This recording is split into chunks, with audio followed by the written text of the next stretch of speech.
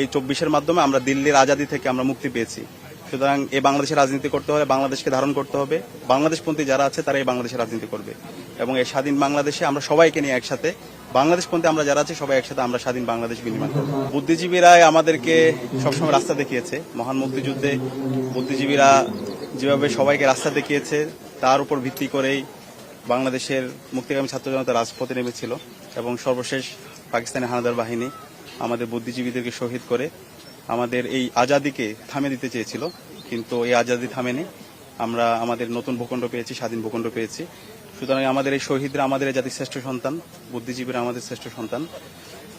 আমাদের স্বাধীন বাংলাদেশে প্রত্যাশা ছিল আমাদের বুদ্ধিজীবীরা যেভাবে আমাদের আজাদির স্বপ্ন দেখতো, নতুন বাংলাদেশের স্বপ্ন দেখতো, ইনসাফের স্বপ্ন দেখতো, স্বাধীন বাংলাদেশে ঠিক সেভাবে যারা বুদ্ধিজীবী হবে তারা সেই লিগাসি মেনটেন করবে। কিন্তু আমরা দেখতে পেয়েছি পরবর্তীতে কিছু বুদ্ধিজীবী তারা ফেসিবাদের পারপাস সার্ভ করেছে। গত 16 বছরে যদি আমরা দেখি, খুনি হাসিনাকে গুম, খুন, আয়নাগর প্রকল্পকে সহযোগিতা করেছিল বুদ্ধিজীবী নামের কিছু তারা, যারা ফেসিবাদের পারপাস সার্ভ করেছে।